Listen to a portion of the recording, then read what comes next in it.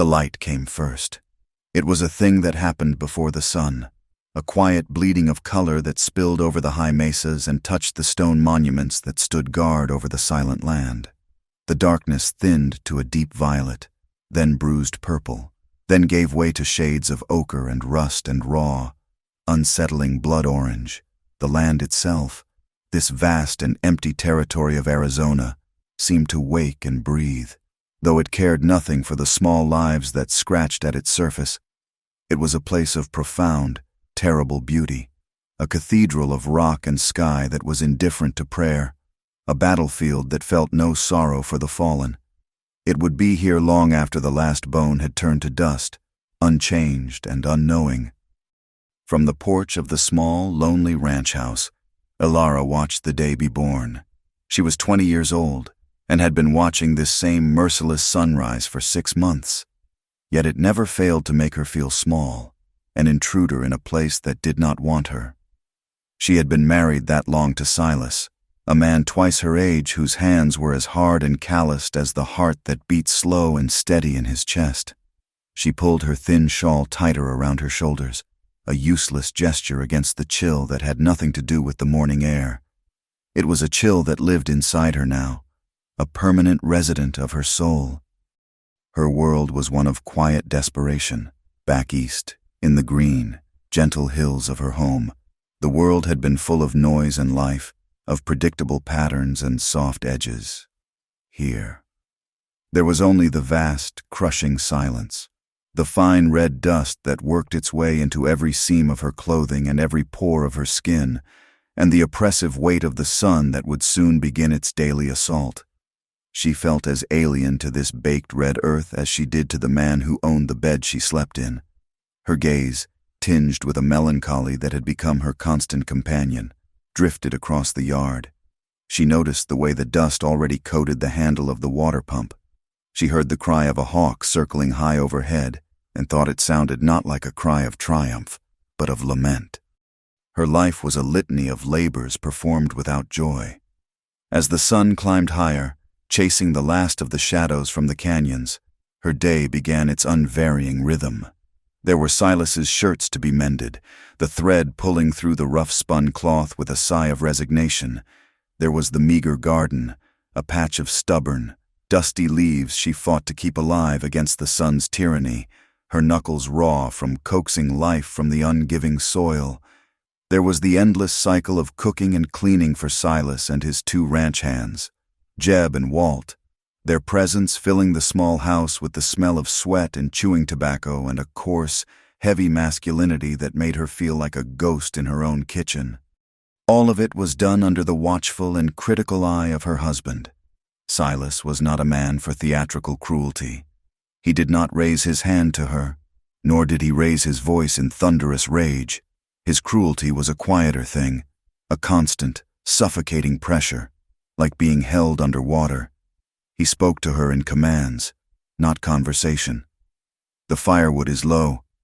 This coffee is weak. See to the chickens.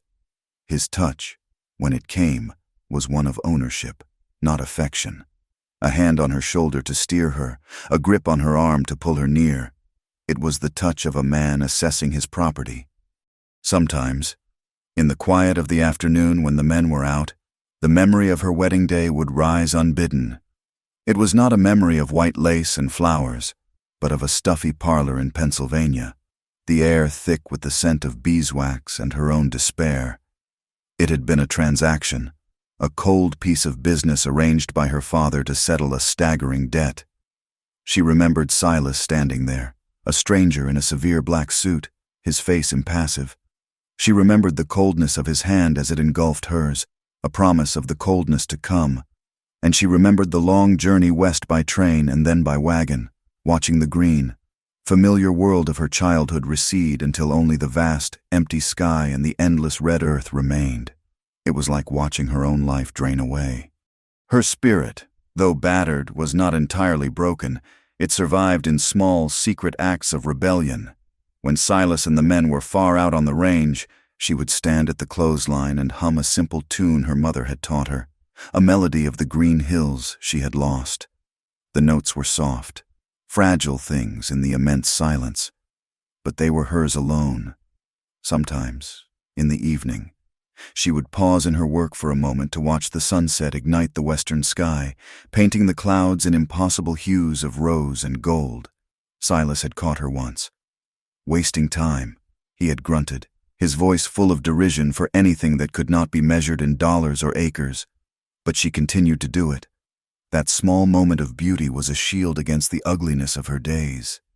The simmering tension of the territory was a constant, low hum beneath the surface of their lives. It was the ever-present fear of the Apache. Ilara had never seen one, but she heard their name invoked daily, a curse upon the lips of the men. Over supper, Jeb and Walt would trade stories, their voices a mixture of fear and contempt. They spoke of them as ghosts, as shadows that moved without sound, as creatures of the night. They traded tales of stolen livestock, of isolated homesteads burned to the ground, of men found without their scalps. Some of the stories were likely true. Others had the feel of tales grown taller with each telling, fueled by whiskey and a deep, abiding hatred. To them, the Apache were not men. They were a pestilence, a plague upon the land that God had given to white folks to tame and make prosperous. And no one believed this more fervently than Silas. He held a cold, righteous hatred for them that was as solid and unyielding as the rock of the mesas. On Sundays, his one day of rest, he would often sit on the porch, methodically cleaning his rifle, the scent of gun oil sharp in the dry air. He would run a patch of cloth through the barrel with a grim satisfaction. His eyes narrowed as he stared out at the distant mountains. "The only solution is to wipe them out," he'd said once, his voice flat and devoid of emotion. "Root and stem. It is the only way this land will ever be safe." Ilara would listen in silence, her hands clenched in her lap, a knot of ice forming in her stomach. The image these men painted for her was one of a faceless, monstrous enemy, a tide of darkness that lapped at the edges of their small, fortified world. This climate of fear and prejudice was the very air she breathed, a suffocating backdrop to her already suffocating existence. The day that changed everything began like any other, with a sun that beat down from a brassy, cloudless sky. The heat was a physical presence, a weight that made the air shimmer and dance above the parched ground. The ranch's well, their lifeline, was running dangerously low, the water they drew from it tasting of mud and desperation. Silas, his patience worn thin by the drought, ordered Ilara to fetch water from the San Pedro River, a small, cottonwood-lined artery a full mile from the house. It was a task she both dreaded and cherished. The difficulty was immense. Hauling 2 heavy wooden buckets that far under the punishing sun was grueling work that left her shoulders aching and her hands raw. But it offered her something priceless: solitude. For an hour, sometimes 2, she was free from the oppressive weight of Silas's gaze, alone with her thoughts and the vast, silent land. She walked the familiar path, the dust puffing up around her worn boots. The cottonwood trees along the riverbank were a sliver of green in a world of brown and red, their leaves rustling in the hot, dry breeze. She reached the water's edge and knelt, dipping the first bucket into the slow-moving current. The cool water was a balm on her skin. As she worked, a profound stillness fell over the area. The ever-present chirping of insects ceased. The rustle of the leaves died away. The air grew heavy, watchful. A prickle of unease traced its way up her spine. She sensed she was being watched. Slowly, she lifted her head, her eyes scanning the opposite bank. And then she saw him. He emerged from the jumble of sun-bleached rocks as if he were made of them, a figure materializing from the heat haze. He was not the monster of Silas's stories. He was tall and lean, his body possessed of a coiled stillness, like a panther at rest. He wore buckskin leggings and a breechcloth, his chest and shoulders bare and the color of the red earth. He carried a long spear in one hand and a bow in the other. His face was weathered by sun and wind, a map of a life she could not imagine, and his eyes, dark and intelligent, were fixed on her. Terror seized her, Her heart hammered against her ribs, a frantic bird trapped in a cage. Every story she had ever heard screamed at her to run, to scream, to flee. But she was rooted to the spot, her feet seemingly fused to the muddy riverbank. Something held her there, a force stronger than her fear. She looked into his eyes across the 10 yards of water that separated them, and she saw no menace. There was no cruelty in his gaze, none of the cold hatred she saw in her husband's eyes. There was only a deep, penetrating curiosity, an intensity of focus that made her feel seen in a way she had never been before. It was as if he were looking not just at her, but into her.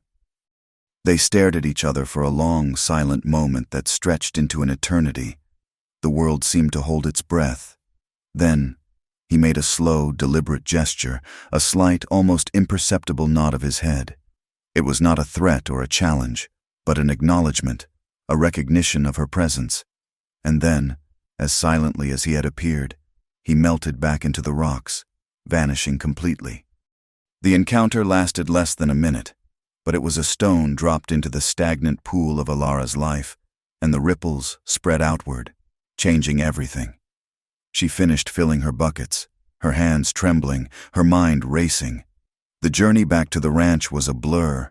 She felt as if she had woken from a long dream. She told no one of what she had seen. To speak of it would be to invite a storm of violence, to turn that silent, profound moment into a pretext for bloodshed. She knew, with a certainty that chilled her, that Silas would hunt him for sport. The image of the Apache chief was seared into her mind. His silence had been more communicative than all of Silas's blustering words, more real than all of Jeb's and Walt's fearful tales. For the first time, she had encountered a part of this land that was not just harsh and empty, but alive, mysterious, and possessed of a quiet authority that she could not name. The monster had a human face. A few days later, a lone steer from their small herd went missing. The discovery sent Silas into a quiet, simmering rage. The blame was immediate and absolute. "Apache!" he spat, the word a venomous curse. He and his men wasted no time. They rode to the 2 neighboring ranches, gathering a small posse of grim-faced men with rifles cradled in their arms. Their faces were set in hard lines, their eyes gleaming with a mixture of fear and righteous anger. Before he left, Silas turned to Alara. "Stay inside," he commanded, his voice flat. "Lock the door, keep the shotgun by the window, and do not open it for anyone." The night was the longest of her life. She did as she was told, sliding the heavy wooden bar across the door and leaning the heavy shotgun against the wall. She sat in the darkness of the small house, listening. The sounds of the desert, usually a source of unease, were magnified into a symphony of terror. The mournful howl of a distant coyote sounded like a soul in torment. The skittering of some small creature under the floorboards made her jump. She imagined terrible violence unfolding in the darkness, the flash of rifles, the cries of wounded men. But as she sat there, a strange and traitorous thought took hold. She found herself thinking not of Silas's safety, but of the silent man by the river. And to her shame and confusion, she felt a sharp, painful pang of fear for him. Silas and the posse returned just after sunrise, empty-handed and furious. They had found no tracks, no sign of the steer or the thieves. Their frustration poisoned the air, making the atmosphere in the house even more toxic than before. The week that followed was filled with a palpable sense of dread. The men were jumpy and irritable, their talk filled with dark mutterings. The air itself felt thick with the promise of violence. Alara felt as if she were living on a knife's edge, balanced between a hateful, suffocating home and a vast, dangerous wilderness. Her isolation felt absolute. She was a ship with no anchor, adrift on a sea of fear. One evening, about a week after the posse's return, a brutal, cold wind began to blow down from the mountains, a sudden and unwelcome harbinger of an early frost. The temperature plummeted, and the wind moaned around the corners of the small house. Alara was outside, her shawl wrapped tightly around her, hurrying to secure the latch on the chicken coop before the last of the light failed completely. As she fumbled with the wooden pin, she felt it again. That same profound stillness, that same prickling sensation of being watched. Her head snapped up. She turned, her eyes scanning the property line where the tamed, dusty yard gave way to the untamed wilderness. And in the deep, purple twilight, she saw him. He was standing at the edge of their land, near a twisted stand of juniper trees. He was simply watching. He was not hiding, but he was not announcing himself either. He was a part of the landscape, a silent observer of her small world. He looked at the house, a dark shape against the dying light, then at the small barn, and then his gaze found her. He held her eyes across the distance, and the world once again seemed to fall away. Her internal conflict was immense, a physical storm inside her. Her mind, conditioned by 6 months of fear and obedience, screamed at her, "Run, scream, alert Silas." This was the enemy. This was the threat they all spoke of, but her body would not obey. She was rooted to the spot, a moth pinned by a gaze that was both terrifying and captivating. The cold wind whipped a strand of her hair across her face and pressed her thin dress against her legs. She shivered, a tremor that shook her entire body. And it was not just from the cold. In the twilight, she saw him notice. She saw a flicker of something in his posture, a slight shift. Before she could react, before she could even breathe, the door to the house was thrown open, spilling a rectangle of yellow lamplight into the yard. Silas stood silhouetted in the doorway. "Elara!" he bellowed, his voice sharp with impatience. "What are you dawdling for? Get inside before you freeze!" She flinched as if struck. The spell was broken. She turned her head instinctively toward the house, toward the voice of her husband. It was only for a second, but it was enough. When she risked a glance back at the juniper trees, the space he had occupied was empty. He was gone. Later that night, sleep would not come. The wind howled its lonely song, and the house felt colder than ever. She tossed and turned in the narrow bed, the presence of Silas beside her a heavy, unwelcome weight. Finally, she slipped out from under the covers and padded silently to the small bedroom window. The moon was high and cold, a sliver of bone in a black sky, and it cast long, skeletal shadows across the yard. Her eyes traced the familiar shapes of the porch, the water pump, the woodpile, and then she saw it. It was propped carefully against the porch post, just beside her door, his spear, the long, smooth wooden shaft, the expertly knapped flint tip that seemed to drink the pale moonlight. It stood there, a powerful, silent statement. It was not a weapon left in aggression. It did not feel like a threat. It felt like something else entirely, a marker, a message, a shield. She stared at it, her hand pressed to her mouth, her heart a tumultuous, painful mix of terror and a strange, burgeoning hope. The spear, left out there in the cold night, was a promise of a fire she had never known.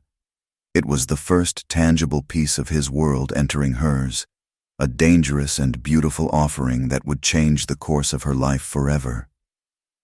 The spear was a ghost in the house. It stood in the corner of Elara's mind, a silent testament that haunted her waking hours and stalked the edges of her dreams. She felt its presence through the floorboards and the thick adobe walls, a wild thing brought in from the night, in the hour before dawn, when the darkness was at its deepest and most absolute. She rose from her bed. The house was still. The only sounds, the slow, heavy breathing of Silas beside her and the snores of the ranch hands from their bunks in the next room. She moved without a sound, a shadow in her own home. Outside, the air was cold and sharp. She slipped across the yard to the porch, her bare feet shrinking from the chill of the packed earth. There it was, the spear. She reached for it, her fingers hesitating for a fraction of a second before closing around the wooden shaft. The wood was smooth, worn by a hand that knew it intimately, and it felt cool and solid in her grasp. The flint tip was a thing of deadly beauty, its edges expertly napped to a razor sharpness, gleaming faintly in the starlight. It felt ancient and powerful, a direct link to the man who had left it and the mysterious world he inhabited. She carried it, as if in a trance, to the barn.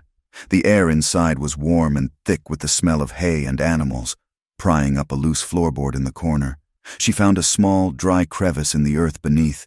She laid the spear inside, wrapping it carefully in an old piece of burlap. It was a secret now, buried in the dark, hers and hers alone. The presence of the spear in her world changed everything. It was more than a weapon, more than a message.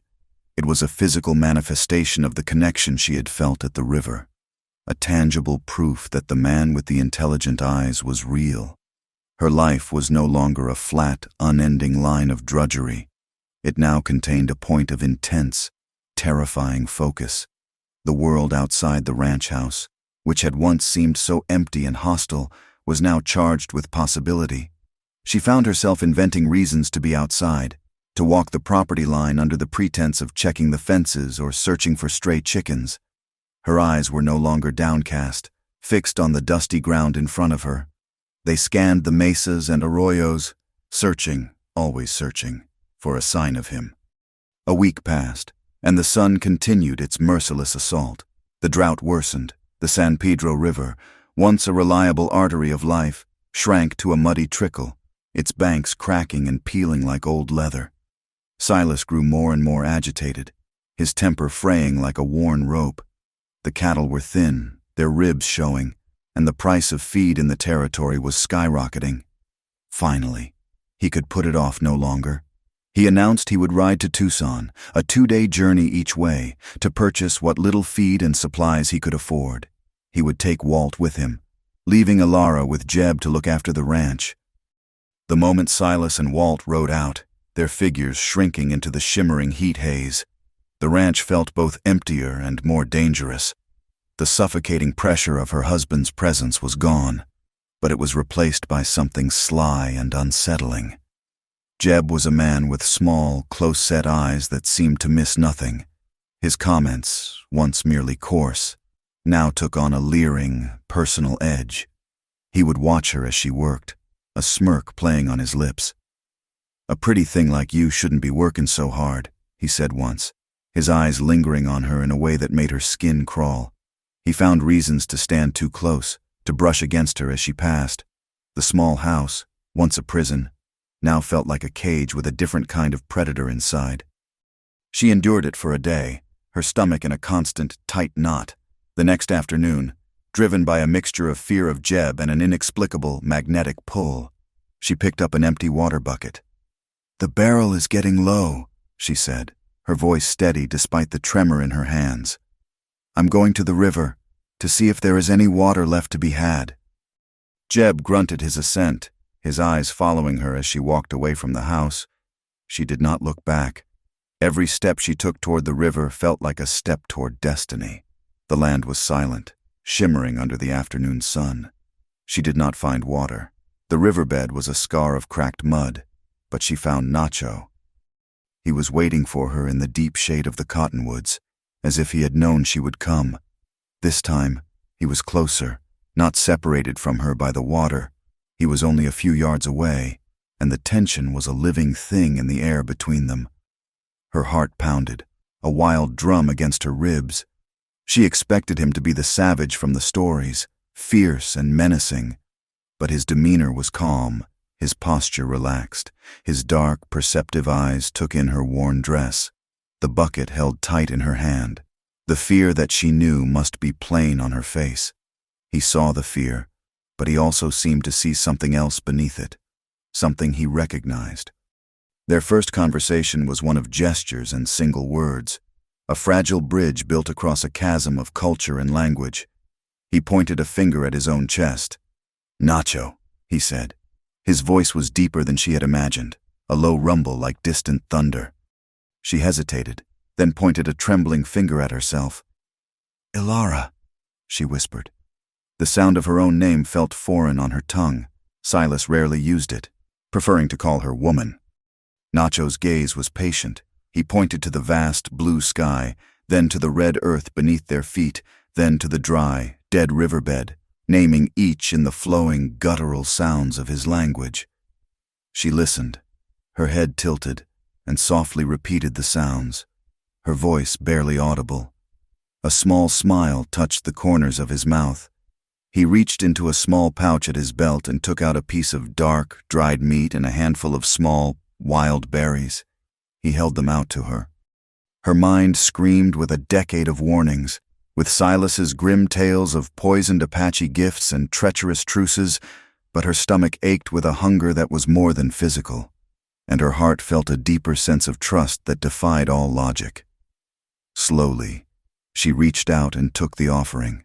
She ate.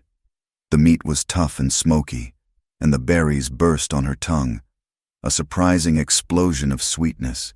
It was the first food she had tasted in months that did not feel like ash in her mouth.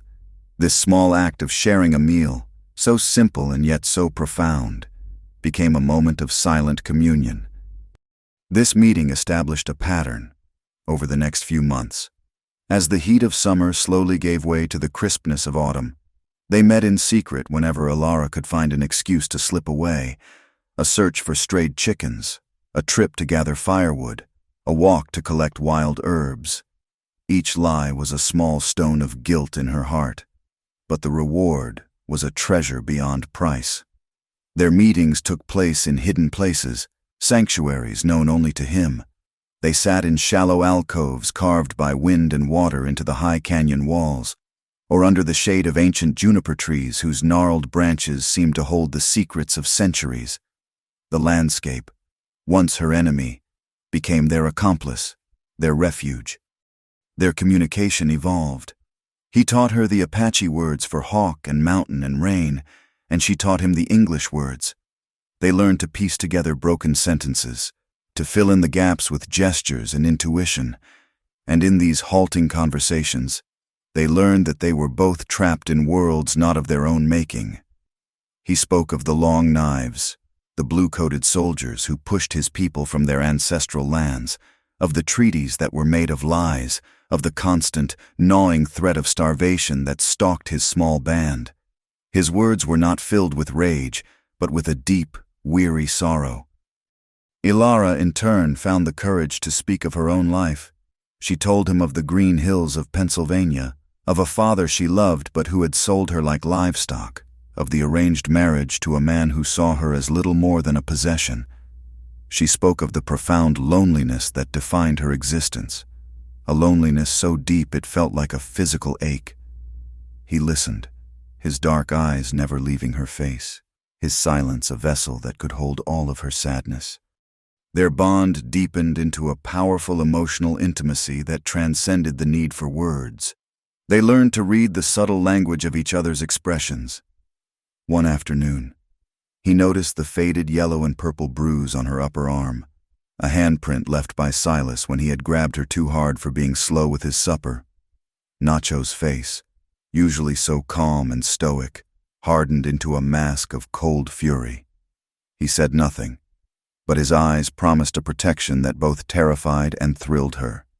And she, in turn, saw the deep lines of worry and responsibility etched on his face, the immense burden he carried as a chief, and she felt a wave of empathy so strong it startled her. Their story was written in small, poignant moments, the time he gently removed a sharp burr from her shawl, his calloused fingers surprisingly deft, the first time their hands brushed as he passed her a uniquely shaped stone, smooth and cool from the riverbed, a silent gift. The air between them grew charged with an unspoken desire, a tension that was both beautiful and agonizing. The breaking point came with the weather. A sudden, violent thunderstorm rolled in from the mountains one afternoon, catching Alara out in the open on her way to meet him. The sky, which had been a placid blue moments before, turned a bruised, angry purple. The wind rose to a shriek, and the sky broke open, unleashing a torrent of rain and hail that stung her skin. She was soaked in seconds, her thin dress clinging to her, the path turning to a slick, treacherous mud. As she stumbled, looking for any kind of shelter, Nacho appeared as if from nowhere. He took her hand, his grip firm and sure, and pulled her toward a rock face. He led her into the shelter of a shallow cave, hidden behind a curtain of water that now cascaded over the ledge above. They were soaked. shivering from the cold and the shock. Inside the small, enclosed space, the sound of the storm was a deafening roar, a wild drumming that erased the world outside. They were pressed close together, the physical proximity overwhelming. He took off his dry buckskin shirt and wrapped it around her shaking shoulders. The warmth of it, and the scent of him, of leather and wood smoke and the clean smell of the rain, enveloped her. In the dim, watery light of the cave, he reached out and gently touched her face. His thumb traced the line of her jaw, a gesture of infinite tenderness that was utterly alien to her. She leaned into his touch, her eyes closing, her breath catching in her throat. In that moment, all the barriers of race, of culture, of fear, of her marriage, dissolved into nothing, leaving only two people finding refuge from the storm in each other. He lowered his head and kissed her. It was not a rough, demanding kiss like the one Silas took from her. It was a deep, searching kiss, filled with all the longing and emotion they had been unable to express. It spoke of shared loneliness and silent understanding. It was a moment of pure, unadulterated connection, a perfect union against the violent storm of their world. Their secret love affair blossomed in the hidden corners of the wilderness. Alara began to live a dual life. In the ranch house, she was the submissive, quiet wife, her movements economical, her eyes downcast. She performed her duties with a mechanical efficiency, a ghost moving through the rooms of a life that no longer felt like her own. But in the canyons and mesas, with Nacho, she was alive. She laughed, a sound that felt rusty and new in her own throat. She learned. She loved. He taught her how to track a deer, how to find water by watching the flight of a bee, which plants were edible and which were poison. She felt herself shedding the skin of the helpless Eastern woman, and in her place, a stronger, more resilient person was emerging. Nacho, in turn, found in Alara a respite from the immense burden of his leadership. With her, he was not just a chief responsible for the survival of his people. He was simply a man in love. He shared with her the stories of his gods, the history of his ancestors that was written in the patterns of the stars. He found in her a quiet strength that matched his own, a spirit that refused to be broken by the harshness of her world. But the danger of their secret was a shadow that followed them everywhere. Silas was not a stupid man. In the months that followed his trip to Tucson, he began to notice a change in his wife.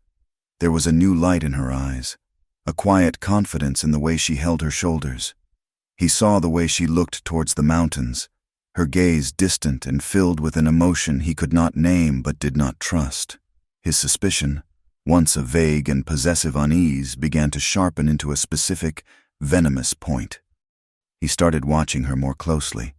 He would question her absences, his inquiries casual but his eyes sharp. "The chicken straight again?" he would ask, his voice flat. He took to checking the water barrels himself, measuring their fullness against the time she claimed to be at the river. One day, while mending a tear in her dress pocket, he found it, a small, intricately beaded pouch, a gift from Nacho. He turned it over and over in his big, calloused hands. He did not recognize the pattern as Apache, but he knew with a gut-level certainty that it was not from their world. He said nothing. He simply placed it on the table in front of her, his eyes cold and questioning. His silence was more menacing than any accusation. The emotional weight of her deception began to take its toll on Alara. She was consumed by guilt, but it was a guilt that was constantly eclipsed by her all-consuming love for Nacho and her growing terror of Silas. She knew their idyllic secret could not last. The world was too small, Silas's suspicion too sharp. During one of their last peaceful meetings, in their sanctuary in the aspen grove, she confided her fears to him. Her voice was a strained whisper as she told him about Silas's watchfulness, about the beaded pouch, about the coldness in her husband's eyes. Nacho listened, his face grim, his hand resting on her knee. When she was finished, he was silent for a long time. Then he spoke, his voice low and serious. He offered to take her away. He told her she could live with his people, in a hidden camp far to the south, They would protect her, and he would never leave her side. The offer was a testament to the depth of his love, a promise of a new life, but it was also a promise of unimaginable danger. For her to live with them would make her an outcast to her own people forever, and it would put his entire tribe at risk. The soldiers would hunt them with a renewed ferocity if they knew a white woman was among them. She was torn.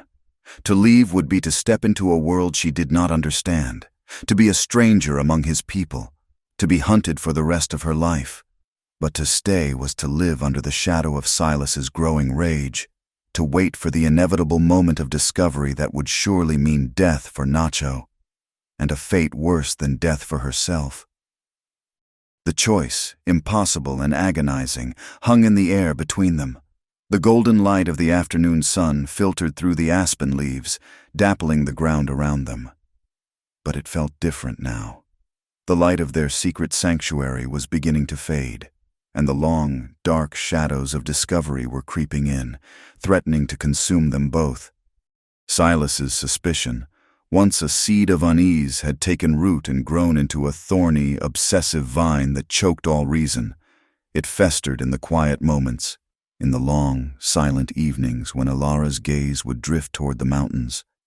He began to watch her, his movements stealthy and patient, like a predator stalking its prey. He no longer bothered with the pretense of ranch work when she found an excuse to leave the house.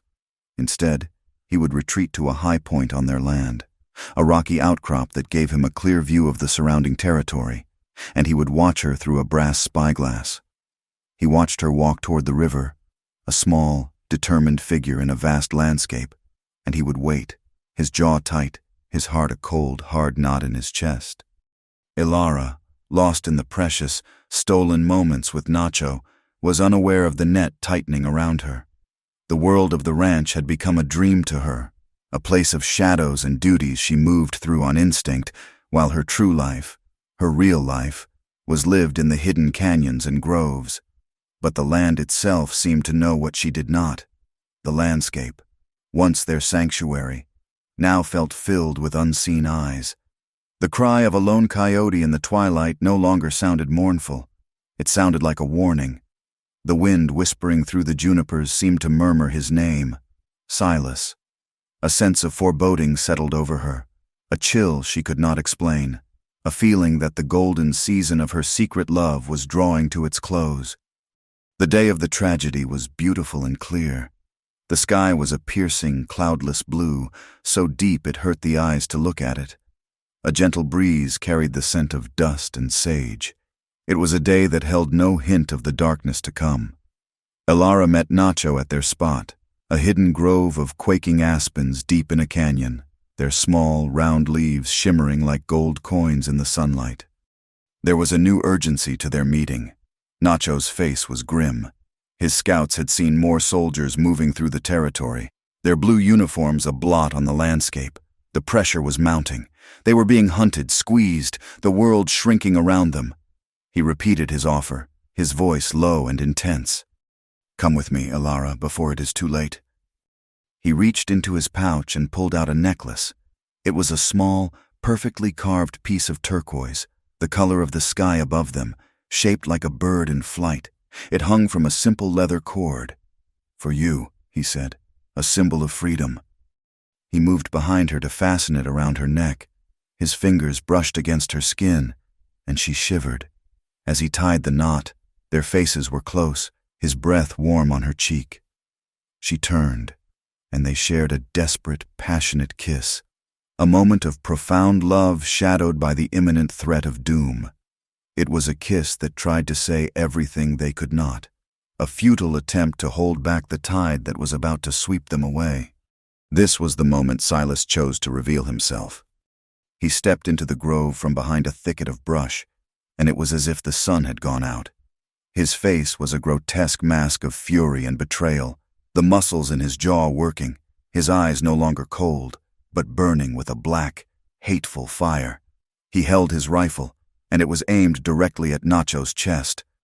The idyllic scene shattered into a million pieces of stark terror. Ilara screamed, a raw, ragged sound torn from her throat. She instinctively moved in front of Nacho, a futile attempt to shield him with her own body. Silas's dead eyes were fixed on his wife's betrayal. The turquoise necklace on her throat, the bird of freedom, seemed to burn like a brand against her skin. His voice, when he spoke, was chillingly calm, a dead-level monotone that was more terrifying than any shout. "Get away from him, woman!" Nacho reacted in an instant, pushing Alara behind him, his body tensing, his hand reaching for the knife at his belt. He was no longer the gentle teacher, the quiet listener. He was a warrior. His eyes narrowed, his entire being focused on the man with the rifle. He spoke to Silas in the few English words he knew, his voice low and steady. "No trouble. You go." He was trying to de-escalate, to draw the violence onto himself and away from Alara. But Silas was beyond reason. He was a man whose property had been stolen, whose pride had been shattered into dust.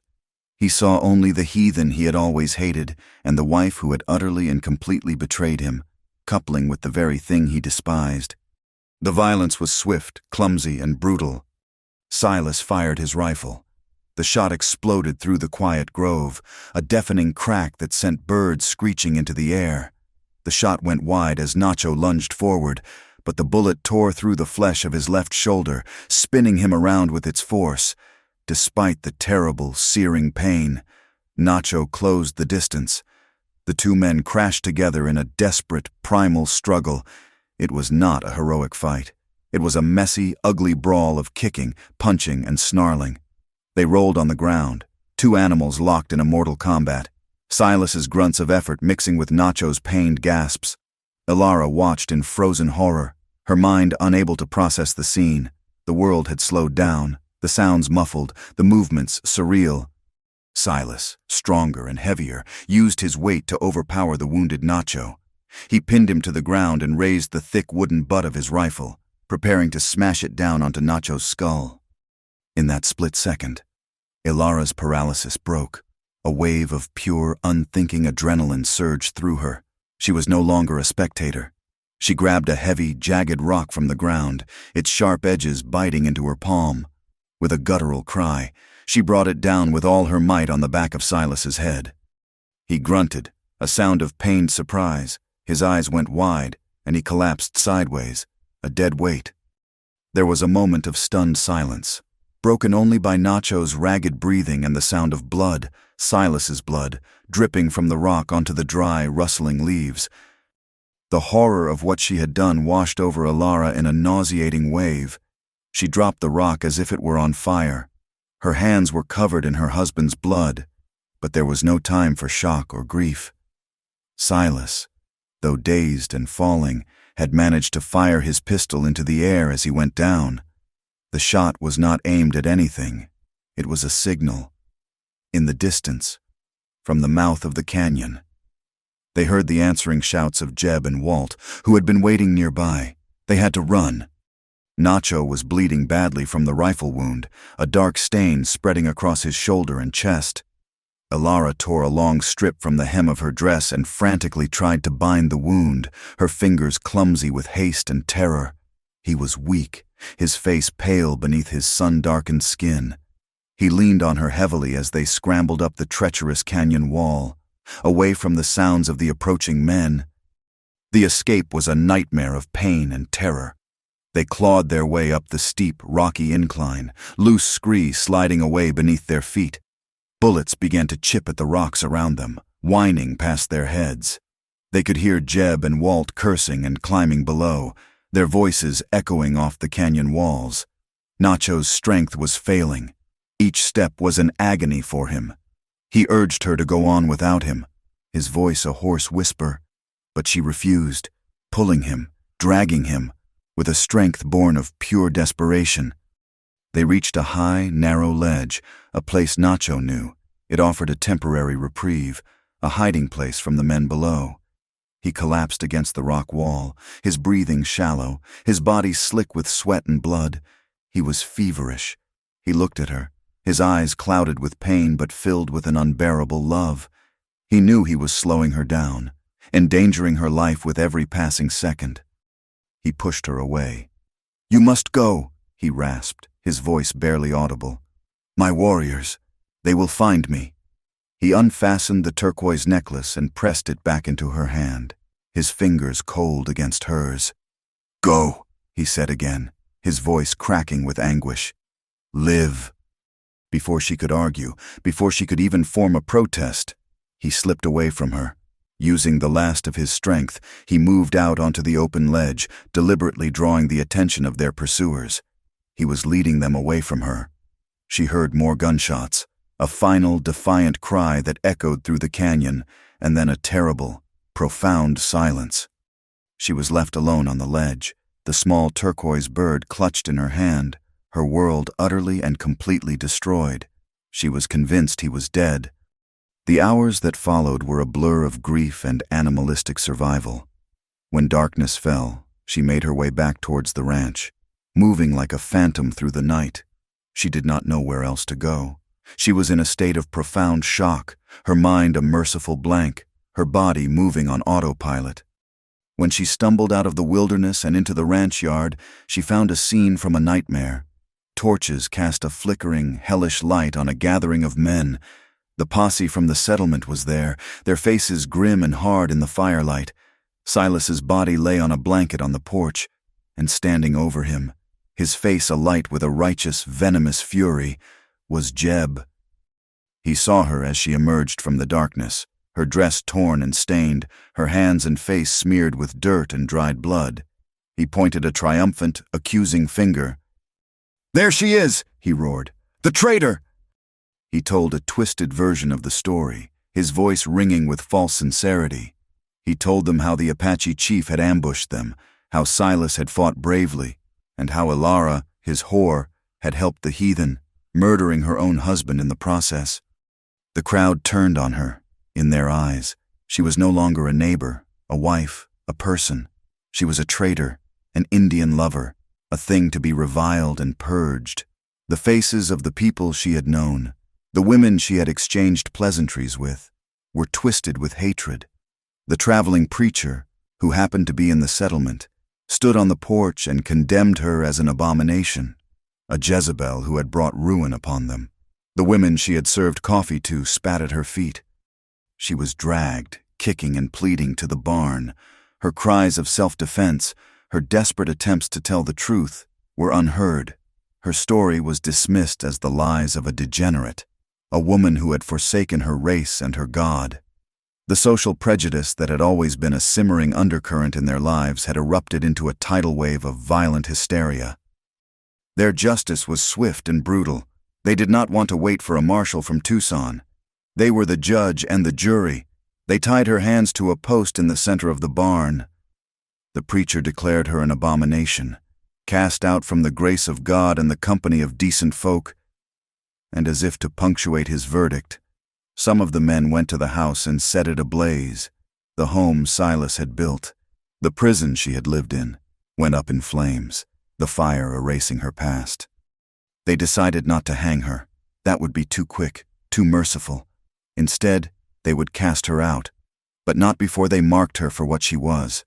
One of the men heated a branding iron, a simple letter A, in the flames of a torch until it glowed a malevolent red. They ripped the collar of her dress, exposing her cheek. The preacher intoned a final damnation as two men held her head fast. The brand hissed against her skin, the smell of her own burning flesh filling the air, the pain so absolute it transcended screaming. Then they took a bullwhip.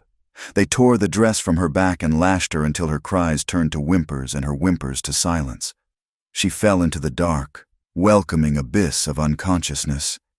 They cut her down and dragged her limp body out to the edge of the desert, leaving her for dead, a warning to any who would dare to cross the line they had drawn in the sand. At that very moment, as Ilara lay broken and bleeding under the cold stars, another tragedy was unfolding. The posse, enraged by Silas's death and fueled by Jeb's story, rode hard for the location of Nacho's hidden camp, a place Jeb had discovered during his own furtive tracking. They attacked at dawn. It was not a battle. It was a massacre. The warriors of the band were out hunting, far from the camp.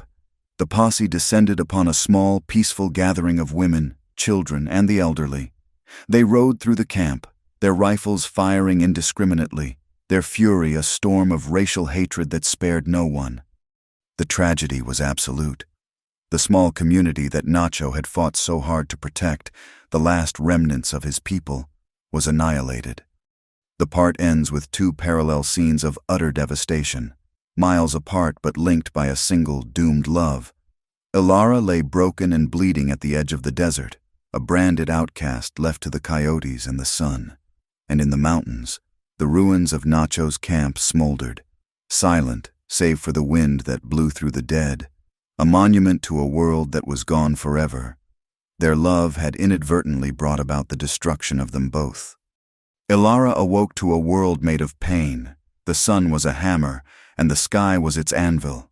It beat down on her unprotected body, each ray a fresh lash on the raw, bleeding welts that covered her back. Her body was a map of agony. There was the searing, concentrated fire on her cheek where the brand had been pressed, a throbbing testament to a hatred so profound it had sought to mark her very soul. There was the fire of her skin, blistering under the merciless heat, and beneath it all was a deeper ache, a bone-deep sorrow that was heavier than the sun and hotter than the brand. She was alone. The vast, indifferent desert stretched in every direction, a shimmering sea of rock and sand and stunted, thorny brush. There was no sign of the life she had known, no trace of the world that had cast her out. The first stage of her survival was not a choice. It was a primal, instinctual command from the deepest, most animal part of her being: thirst. It was a physical monster, a clawing, scraping thing in her throat that eclipsed all other sensations. It was thirst that forced her from the blackness of unconsciousness into the blinding hell of the day. She crawled. Her arms and legs were weak, screaming in protest, but the monster in her throat drove her on. She did not know where she was going. She simply moved, her eyes scanning the cracked earth for any sign of life, of moisture. She found it in a shallow depression, a muddy, stagnant pool of water left over from some long-forgotten rain, its surface filmed with green scum, the last vestiges of the woman she had been, the woman who had drunk from a porcelain cup, recoiled in disgust. But that woman was a ghost. The creature that she was now, this thing of pain and thirst, plunged her face into the foul water and drank. She drank until she could drink no more, ignoring the risk, ignoring the taste of mud and decay. Her body, screaming for any moisture, accepted it greedily. The water gave her a sliver of life, but it did not quell the chaos in her mind. Her psychological state was one of shattered shock. The events of the preceding day were a fractured nightmare, a collection of horrific images that swirled in a haze of trauma. She saw the surprised look in Silas's eyes as he fell, the rock heavy and wet in her own hand. She saw Nacho's pained, loving gaze as he pushed the necklace back into her palm. She saw the hateful, twisted faces of the townspeople, their mouths open in condemnation. It was too much to hold. Her mind, in an act of self-preservation, would simply shut down, leaving her staring blankly at the shimmering heat haze. At times, she wished for death. The thought was a cool, tempting whisper in the inferno of her suffering. It would be so easy. She had only to lie still, to let the sun and the thirst do their work. She found the meager shade of a creosote bush and lay down, closing her eyes, waiting for the end. It would be a mercy. But as she lay there, a stubborn, deep-seated instinct to live, an ember that even the town's cruelty could not extinguish, began to glow, and with it came a memory, a single word that cut through the fog of her pain. It was Nacho's last word to her, spoken with his last breath, a command and a prayer. "Live!" The word became a mantra. It was a reason. It was an order from a man she had loved, a man who had died to give her a chance to obey it. The whisper of death receded, and the ember of survival grew into a small, determined flame. She would not grant her tormentors the satisfaction of her demise. She would not betray Nacho's final sacrifice. She would live. Forcing her tortured body to move, she got to her feet. Her journey into the wilderness was a brutal education, a baptism by fire. The skills Nacho had begun to teach her in their stolen, idyllic afternoons were now her only tools for survival. She remembered his lessons on finding north by the sun, on how to read the signs of the land, on which plants offered sustenance and which offered only a quicker death. It was an excruciating process of trial and error. She found a root that looked like one he had shown her, but it was bitter on her tongue and made her violently sick, leaving her weaker than before. She spent 2 days painstakingly constructing a crude snare from yucca fibers, her fingers stiff and clumsy. She managed to catch a single, scrawny rabbit, a triumph that brought tears to her eyes, only to have it stolen from the trap by a coyote before she could retrieve it. She wept with a frustration and despair so profound it felt like a physical blow. But she learned to recognize the taste of wild onions, a sharp, welcome flavor in a world of dust. She learned which grubs, dug from the soft earth under rocks, were edible. She learned the rhythms of the desert, the life-giving cool of the night, a time for travel and work, and the killing heat of the day, a time for stillness and shade. She was slowly, painfully, being stripped of her former self. The helpless Eastern bride, the submissive rancher's wife, was being burned away, and in the crucible of the desert, something new was being forged, something hard, something resilient, something that knew how to endure. The landscape, which she had once feared, became both her adversary and her sanctuary. The merciless sun was her enemy, but the cool, dark caves of the canyons were her allies. The thorny brush tore at her skin, but it also provided firewood and shelter for the small creatures that became her sustenance. She found refuge in the high mountains, the very places she had once explored with Nacho. These places were now haunted by his memory. Every grove of trees, every clear-running spring, held an echo of his presence, a ghost of a shared laugh or a gentle touch. The memories were a constant source of pain, but they were also a source of strength. His spirit seemed to walk with her, guiding her, reminding her of what she was fighting for. She was learning the land not as a settler who wishes to tame it, but as one of its own creatures, seeking only to survive within its harsh embrace. The narrative of her life became deeply internal, a story told in sensory experience, the feel of cool, smooth stone against her branded, feverish cheek, the sharp, clean taste of a pine nut, the sound of the wind as it moved through a canyon, a sound she learned to interpret, to read for signs of changing weather. She was becoming a part of the wilderness, her humanity stripped down to its barest, most essential elements. Meanwhile, miles away, in a sacred hidden place known only to his people, Nacho was also fighting for his life. He did not die on that ledge. His final, defiant cry had been heard by 2 of his warriors who were tracking nearby. They had found him, delirious and near death from blood loss, and had carried him to this place of healing. An old medicine woman, one of the few survivors of his band who had been away from the camp, tended to his wounds. She packed the bullet hole with herbs that fought the fever and stitched the torn flesh with a needle made of bone. His physical wounds were severe, but they were nothing compared to the wound that was dealt to his soul when he was finally strong enough to hear the news. The warrior who told him did so with his head bowed, his voice choked with grief. He spoke of the massacre. He told of the posse that had descended on their camp, of the slaughter of the women, the children, the elders who held their history in their memories. The loss was absolute. His wife, his 2 young sons, all gone. He was a chief with almost no tribe left, a leader whose every attempt to find a peaceful path to protect his people had led to this utter and complete destruction. His grief was not a storm. It was a vast, silent ocean, and he was drowning in it.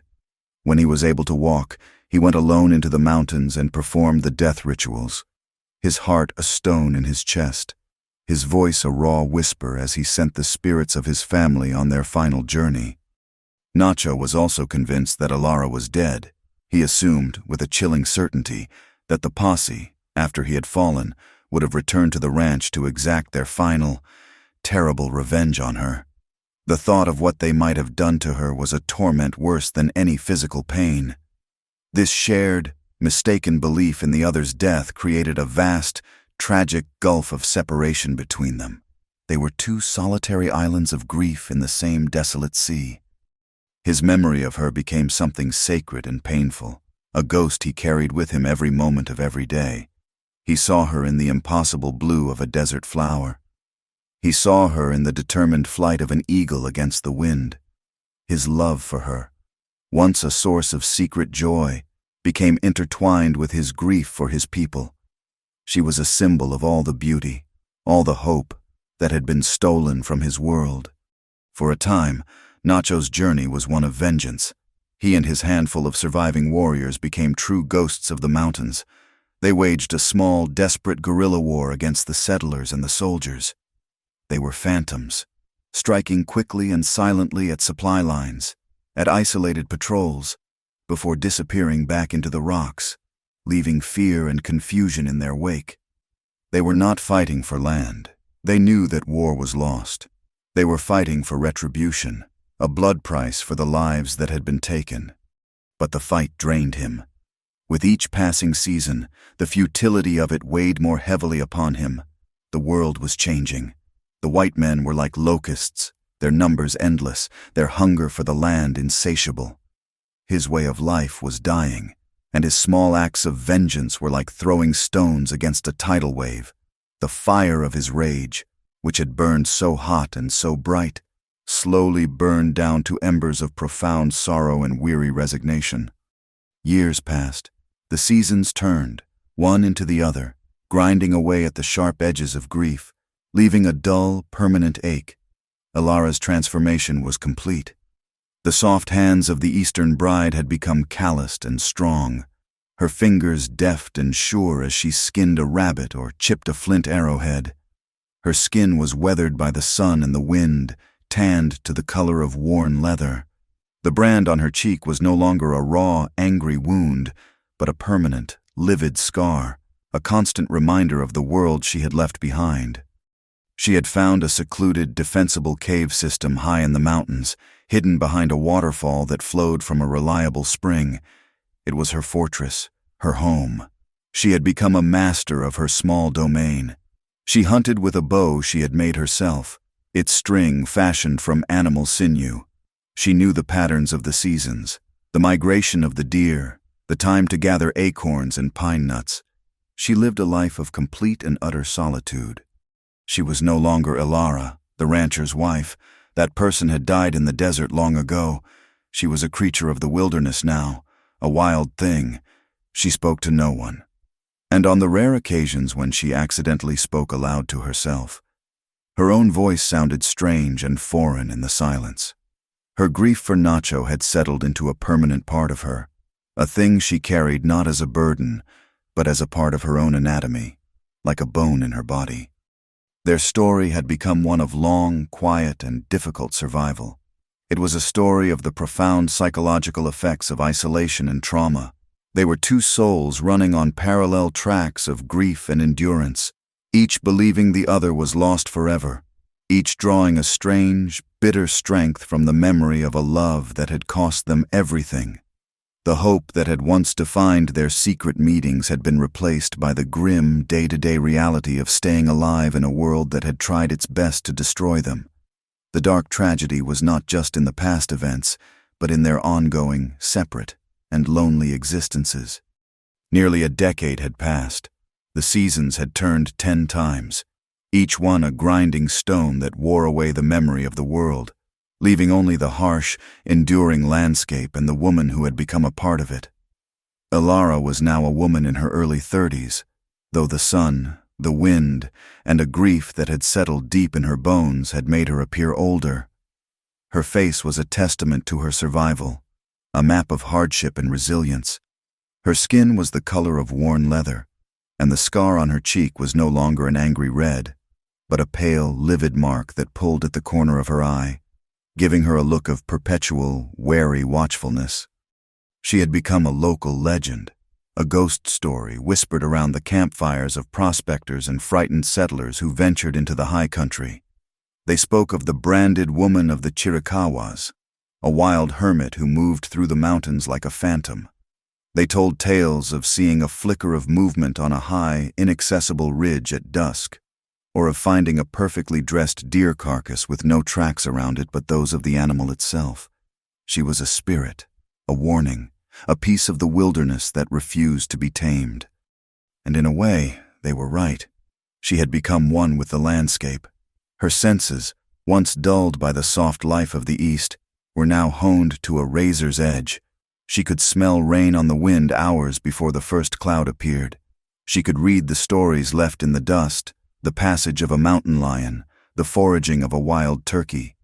Her solitude was absolute, a high stone wall she had built around the fragile core of her pain. It was her shield and her prison. Her inner world was a quiet, Spartan place. She no longer thought of her past often. It was a room in the house of her mind whose door she had locked and barred long ago. To open it was to invite a pain that was too vast, too consuming. But sometimes, a memory would slip through a crack in the door, unbidden and sharp as a shard of glass. The feel of Nacho's hand, calloused and warm, as he guided her own. The scent of the aspen grove in the autumn sun, a smell of dry leaves and clean earth, the low, rumbling sound of his voice speaking her name. These moments were intensely painful, bittersweet flashes of a life that felt like it had belonged to someone else, a lifetime ago. She had one link to that life, tucked away in a small leather pouch that she wore on a cord around her neck, hidden beneath her deerskin tunic, was the turquoise bird necklace. She would take it out sometimes, in the safety of her cave, and hold the small, cool stone in the palm of her hand. It was a holy relic, the last physical piece of him, the only proof that the love they had shared was not just a dream born of loneliness. She had long ago accepted her fate. She had found a harsh and lonely peace in her isolation. She did not hope for more. To hope was to invite the pain of loss all over again. Far to the north, another soul was making his own journey through the wilderness of time and grief. Nacho was older now, his thick black hair streaked with the gray of sorrow and responsibility. The fire of vengeance that had consumed him in the years after the massacre had long since died, burned down to cold embers and the ash of weary resignation. He had learned the bitter lesson that revenge could not bring back the dead. His band was a shadow of its former self, just a few families, the last remnants of his people, the old and the very young. They were a fragile flock, and he was no longer a war chief, but a shepherd. His sole purpose, the thing that drove him to wake each morning, was to lead them to a place of safety. He was chasing a whisper, an old legend of a hidden valley, a place blessed with year-round water and grass, a sanctuary so secluded that the encroaching world of the white man would never find it. The world of his youth, the world of freedom and buffalo, was gone forever. The old ways were fading. All he could do now was try to save this last, precious handful. His journey, guided by the stories of the elders, brought him and his people south, into the rugged, imposing peaks of the Chiricahua Mountains. He did not know that this was the same range that had become Ilara's fortress. He was following a different kind of map, a map of memory and myth. The journey was arduous. The children were weak from hunger, and the elders' steps grew slower each day. Their spirits were low, their faces etched with the quiet despair of a people on the verge of extinction. The glimmer of impossible hope was ignited by a chance encounter. One of his best young hunters, a man named Kale, was tracking a bighorn sheep high into the unforgiving rocky crags. As he moved silently through a narrow, hidden canyon, he stumbled upon a series of expertly made snares, woven from yucca fiber with a skill he recognized. Further on, he found a small, terraced patch of wild herbs, tended with obvious care. This was not the work of a passing hunter. Someone lived here. He moved forward with immense caution. From a high vantage point, he saw a figure in the distance, by a small, clear spring. It was a woman, alone, with long, sun-bleached hair that hung down her back. She moved with the grace and quiet confidence of a native, her steps sure on the rocky ground as she gathered water in a hollowed-out gourd. He was spooked. This was a place no one was supposed to be. He retreated as silently as he had come, his heart pounding. That night, around their small, smokeless fire, he told the others he had seen a mountain spirit. The story circulated through the weary camp. An old woman, her face a web of wrinkles, nodded sagely. She said it was the ghost of a woman betrayed, a legend she had heard from a captured Mexican trader years ago, a white woman who had been cast out for loving an Apache. The others listened, their eyes wide in the firelight. But Nacho's attention was seized by one detail Cale mentioned, a detail he had almost forgotten. The spirit, he said, had a dark mark on her face, on her cheek, like an old burn. A jolt, as powerful and as shocking as a lightning strike, went through Nacho. An impossible, electrifying thought took root in his mind. It was a foolish hope, a madness born of a decade of grief and longing, but it was too powerful to ignore. A white woman, alone in these mountains, living like an Apache, with a dark mark on her face. The description, the location, the solitude, it all coalesced into a fragile, terrifying possibility. Could it be, after all these years? Driven by this sliver of hope, a hope so sharp it was painful, Nacho began a search. It was a delicate and difficult process. He told his people to make camp in a hidden, defensible valley while he scouted ahead. He could not simply charge into the mountains. If this was some other settler, a trapper perhaps, it could be a trap. And if, by some impossible miracle, it was her, he knew she would not be the same woman he had known. A decade alone in this wilderness would have changed her. She would be wild, fearful, and dangerous. He must approach her as he would a wary, wounded animal that had known nothing but cruelty from the hand of man. The search became a tense, psychological cat-and-mouse game played out across miles of rugged terrain. Ilara, with her heightened senses, became aware that she was being watched. Her peaceful solitude, the predictable rhythm of her days, was shattered.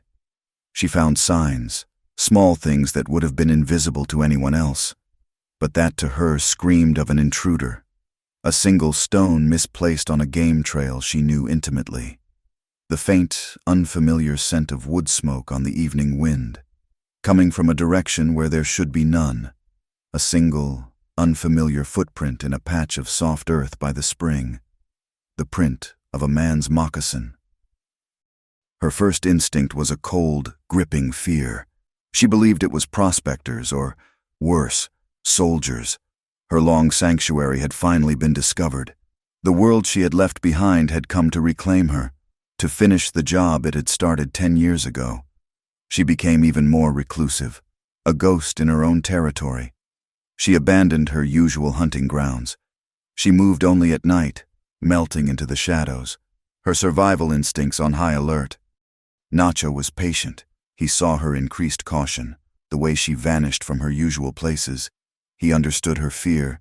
He did not try to confront her. Instead, he began to leave her signs of his own, to start a conversation across the distance, a conversation that spoke the language of their shared past. One morning, she found a brace of freshly killed rabbits lying at the entrance to her cave. Her heart leaped into her throat. They were cleaned and ready for cooking. It was an offering. It was a gesture that echoed back across the chasm of 10 years, to the first food he had ever given her. Another day, walking a high ridge, she found a symbol carved into the smooth, pale bark of an aspen tree. It was a small, stylized bird, the same shape as the turquoise on her necklace. He was trying to communicate, to show her that he was not a threat, to awaken a memory. Ilara was confused and terrified. These signs were not the work of soldiers. They were echoes of a past she had deliberately buried, for a wild, frightening moment. She thought she might be going mad, her long loneliness finally fracturing her mind. The gifts of food were particularly troubling. They were acts of care in a world that had shown her nothing but cruelty for a decade. Who was this person in the mountains? Why were they toying with her, pulling at the threads of a life she had fought so hard to forget? The emotional climax of this strange, silent courtship came on a clear, cold morning. Nacho had found a perfect vantage point on a ridge that overlooked her cave and the small clearing in front of it. He lay hidden in a crevice between two rocks, watching through a pair of old army field glasses he had taken from a dead cavalry officer many years ago. He watched the entrance to her cave for hours. And then she emerged. She moved into the morning sunlight, and his breath caught in his chest. He adjusted the focus on the field glasses, his hands trembling slightly. He saw her clearly. The sun-bleached hair, the deerskin tunic, the cautious, deliberate movements of a creature who was completely at home in the wilderness. He moved the lens to her face, and he saw it. The scar. It was stark and clear in the morning light. It was her. The knowledge hit him with the force of a physical blow. A decade of grief, of rage, of weary resignation collapsed in a single, overwhelming wave of emotion. She was alive. All these years, she had been alive. He had to press his face against the cold rock to stop himself from crying out her name, from running down the treacherous slope and frightening her away forever. From her perspective, on that same morning, she discovered another sign. She had been unnerved by the rabbits, which she had eventually cooked and eaten, her hands shaking as she did so. She had run her fingers over the carved bird in the aspen bark, a painful lump in her throat. This morning, as she emerged from her cave, she saw it. It was placed carefully on a flat rock at the entrance, where she could not possibly miss it. A single, perfect eagle feather, its tip dyed a ceremonial red. The sight of it stopped her cold. Her heart, which had been beating with a nervous, fearful rhythm, seemed to stop altogether. She knew what it was. An Apache sign of courage, a sacred message, a sign of profound respect. Only one person in all the world would ever leave that for her. The possibility, a thought so wild and impossible that she had not dared to even form it, exploded in her mind. Hope, an emotion she thought had died in her long ago, an emotion she had guarded against with every fiber of her being, returned with the force of a physical blow.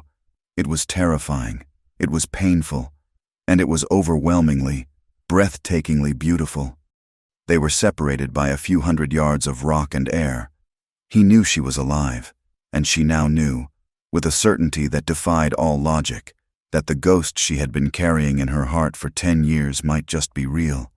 They stood on the precipice of a reunion that could either heal them or shatter them both completely.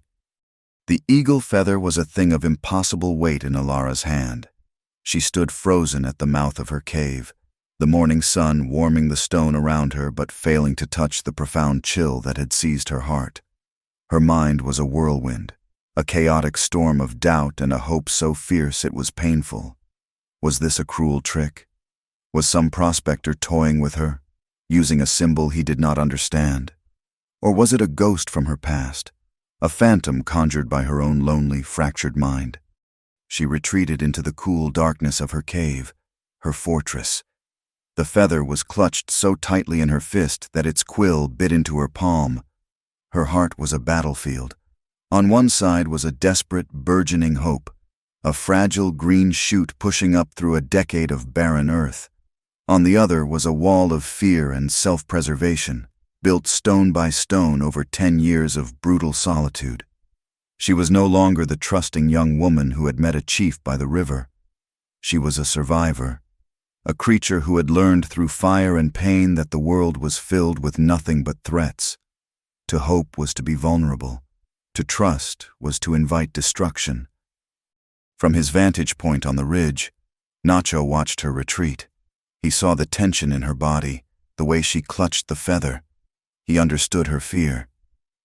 He knew that the branded, wild woman in the cave was not the same person he had kissed in the thunderstorm. He knew that his presence was a disruption, a potential danger in the violent and solitary world she had been forced to create. He knew the final step must be hers. He could not force a reunion. He could only invite one. He made a bold, symbolic choice. He stood up from his hiding place, his figure silhouetted against the morning sky. He walked slowly, deliberately, down the slope and into the small clearing that lay within sight of her cave. He stopped in the center. Then, with slow, measured movements, he unslung his rifle from his shoulder and laid it on the ground. He untied the knife from his belt and placed it beside the rifle. He built a small fire, his movements economical and patient. Then he sat, his back straight, facing her cave, and he waited. It was an act of complete and utter vulnerability, a gesture of absolute trust that spoke louder than any words. He was no longer a warrior. He was no longer a chief. He was just a man, unarmed and exposed, making a final, silent plea to the woman he had never stopped loving. He was placing his life in her hands, a testament to his faith in the woman she had been and the woman she had become. He would wait there for her, whether it took a day or a week. From the deep shadows of her cave, Ilara watched him. She saw him lay down his weapons. The act sent a tremor through her. Her eyes, honed by a decade of watching for the slightest hint of danger, took in every detail of the man by the fire. She recognized his posture, the proud, straight line of his shoulders that even weariness could not bow. She recognized the way he gazed into the flames, a deep, contemplative stillness that she remembered so well. The memories, the ones she had locked away for so long, broke free. They flooded her with a power that almost brought her to her knees. She remembered his gentleness. She remembered his strength. She remembered the feeling of safety she had felt in his arms. She spent a full day and a long, dark night in a state of agonizing indecision. The man outside was a key to a door she had sealed shut. To step out of the cave was to step back into a world of feeling, a world of profound love and excruciating pain. It was to make herself vulnerable again, to risk everything. Staying inside was safe. She knew how to survive in the dark, but she knew, with a sudden, piercing clarity, that it was a living death. The struggle was the final battle for her soul. As the first pale light of dawn touched the high peaks, her mind settled. In the end, it was not the memory of their passion that gave her the courage. It was the memory of his kindness. It was the image of a spear left propped against her door on a cold night, a silent promise of protection. That one act of selfless care, from a time before the darkness, was the flickering candle she had carried through 10 years of night. It was enough. The reunion was not a grand cinematic embrace. It was quiet, tentative, and achingly real.